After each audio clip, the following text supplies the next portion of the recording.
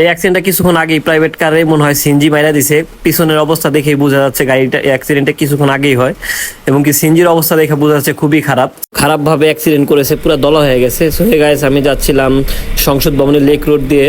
তো যাওয়ার পথে রাস্তার স্পিড লিমিট দেখলাম 40, কিন্তু আসলে কেউ 40 মানতেছে না, কারণ ফাঁকা রাস্তা বাইরে সবাই একটু পিকআপে বাইরানোর চেষ্টা করে। তো আমার ডান পাশে কিন্তু একটা জ্যাম লেগে আছে অনেক।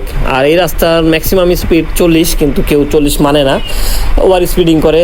মূলত আমিও গেলে আমি মাঝে মাঝে ওভার স্পিডিং করি। অলরেডি আমার গাড়িতে 73 স্পিডে চলতেছে।